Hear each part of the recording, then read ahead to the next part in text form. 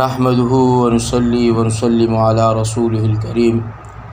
اما بعد فاعوذ باللہ من الشیطان الرجیم بسم اللہ الرحمن الرحیم ان اللہ وملائکتہ یصلون علی النبی یا ایہا الذین آمنوا صلوا علیہ وسلموا تسلیما اللہم صل علی محمد عبدک ورسولک وصل علی المؤمنین والمؤمنات والمسلمین والمسلمات الاحیاء منہم والاموات۔ معزز سامعین محترم اور معزز سامعین اور حاضرین، جیسا کہ پہلے بیان کے اندر ہم نے صحابہ کرام رضوان اللہ تعالی علیہم اجمعین کی نماز کا شوق والا عمل ذکر کیا تھا کہ اذان ہوتے ہی صحابہ کرام اپنی دکانیں فوراً بند کر دیتے اور اپنی عبادت کی طرف چل دیتے۔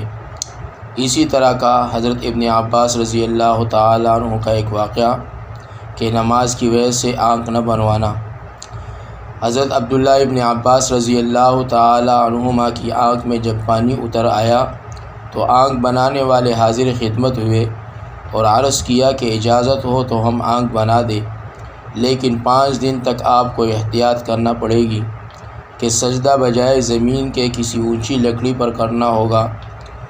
انہوں نے فرمایا کہ یہ ہرگز نہیں ہو سکتا، واللہ ایک رکعت بھی مجھے اس طرح پڑھنا منظور نہیں۔ حضور صلی اللہ علیہ وسلم کا ارشاد مجھے معلوم ہے کہ جو شخص ایک نماز بھی جان کر چھوڑے وہ اللہ جل شانہ سے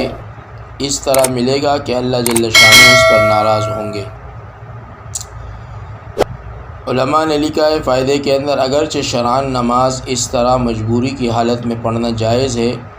اور یہ صورت نماز چھوڑنے کی وعید میں داخل نہیں ہوتی، مگر حضرات صحابہ کرام رضوان اللہ تعالی علیہم اجمعین کو نماز کے ساتھ جو شغف اور محبت تھی اور نبی کریم صلی اللہ علیہ وسلم کے ارشاد پر عمل کرنے کی جس قدر اہمیت تھی، اس کی وجہ سے حضرت ابن عباس رضی اللہ تعالیٰ عنہ نے آنکھ بنوانے کو بھی پسند نہ کیا کہ ان حضرات کے نزدیک ایک نماز پر ساری دنیا قربان تھی۔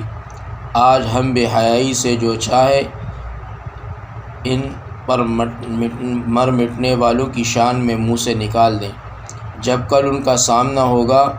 اور یہ فدائے میدان حشر کی سیر کے لطف اٹھا رہے ہوں گے، جب حقیقت معلوم ہوگی کہ یہ کیا تھے اور ہم نے ان کے ساتھ کیا برتاؤ کیا۔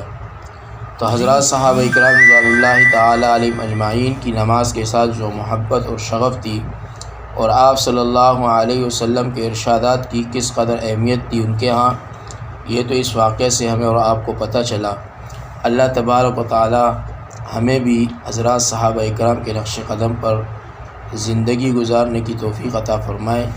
اور اللہ تبارک و تعالی ہماری چھوٹے بڑے گناہوں کو معاف فرمائے، اور اللہ تبارک و تعالی